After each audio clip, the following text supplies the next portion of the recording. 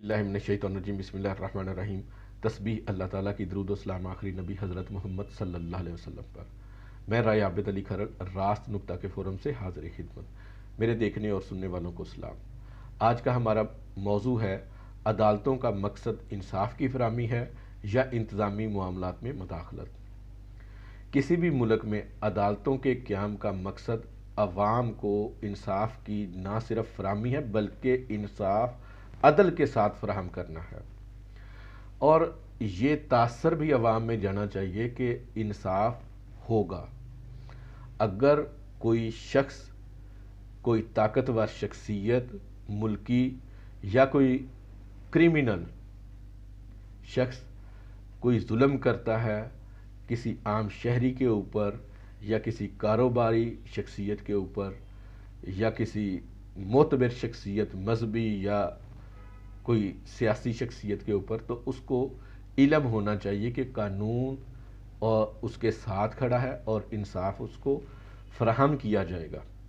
और इस इंसाफ की फराहमी में अदलिया का किरदार, यानी कि जज जो अदलिया को कंडक्ट कर रहा होता है, उसका किरदार बड़ी अहमियत का हामिल होता है।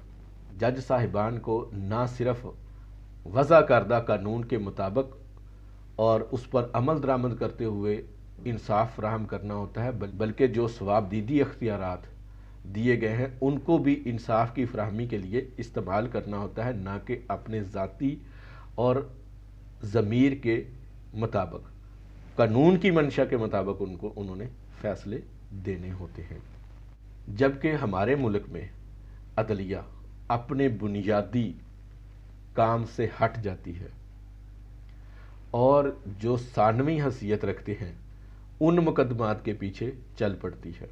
इनका पहला मकसद तो इंसाफ की फराहमी है, जबकि दीगर मुकदमात जो कि उनसे मुतल्लिका नहीं होते और जिन पर फैसला अक्सर औकात उनके अख्तियारात से तजावज़ करता है, उसमें मुलव्वस हो जाते हैं और टाइम ज़ाया करते हैं और ऐसे ऐसे फैसले सादर फरमाते हैं जिसका खमियाजा कौम को भुगतना पड़ता है। मिसाल के तौर पर स्टील मिल की प्राइवेटाइजेशन का मसला, अगर उस वक़्त के चीफ जस्टिस ये प्राइवेटाइजेशन जो कि शौकत अजीज़ साहब करना चाह रहे थे उनको ना रोकते, तो स्टील मिल दोबारा से अपने प्रॉफिट के ऊपर आ चुकी होती, पाकिस्तान हुकूमत पाकिस्तान की मलकियत होती और गैर मुल्की ज़र मुबादला जो कि हम स्टील को इंपोर्ट करके ज़ाया कर रहे हैं वो भी यहीं से हो रहा होता।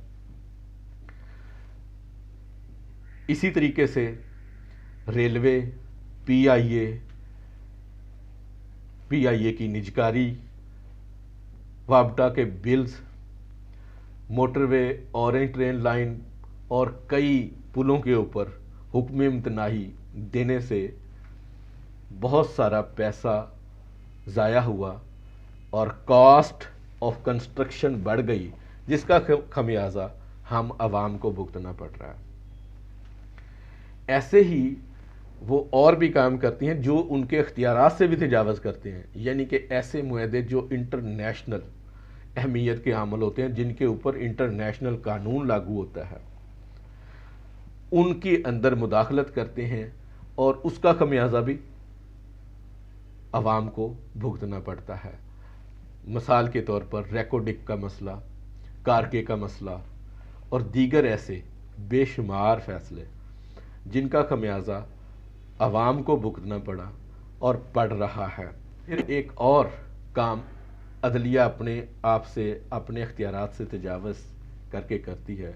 मिसाल के तौर पे कि प्राइवेट स्कूलों की फ़ीस का मामला था, तो उसको बजाय के कम करने के उसकी वैलिडेशन कर दी और उसके ऊपर मोहर लगा दी कि कम अज़ कम आपकी इतनी फ़ीस तो लागू है, आप इससे ज़्यादा वसूल करते हैं तो करें, कम नहीं कर सकते। इसी तरीके से बैरिया टाउन की करप्शन, जिसमें उन्होंने अरबों खरबों की ज़मीनें हथियाई और चंद अरब रुपए वसूल करके, जो कि उसके 2% या 3% के बराबर थी, उसको जमा करके, वो भी अभी नहीं हुई, उस सारी प्रॉपर्टी को वैलिडेट कर दिया गया, जो कि उनके अख्तियारात से तजावज़ करता है। फिर वो उनके सियासी एजेंडे आम हो जाते हैं। कौन अच्छा लीडर है, कौन सा अच्छा लीडर नहीं है, कौन किसके फॉलोअर, किस सियासी लीडर के फॉलोअर ज़्यादा हैं, किसके फॉलोअर कम हैं, इंतखाबी मुहिमें चलाना, रेलवे फाटकों का इफ्तिताह करना, पागल खानों के ऊपर छापे मारना, अस्पतालों के ऊपर छापे मारना, जो कि इंतज़ामी मामलात हैं।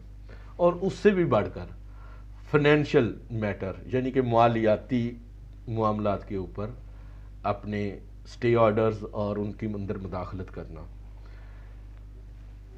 मालियाती मामलात पूरी दुनिया में स्वाय मालियाती मिनिस्टर या मालियाती जो समझते हैं, उसके अलावा वज़ीर आज़म भी मुल्कों का उसके ऊपर ज़ुबान नहीं खोलता।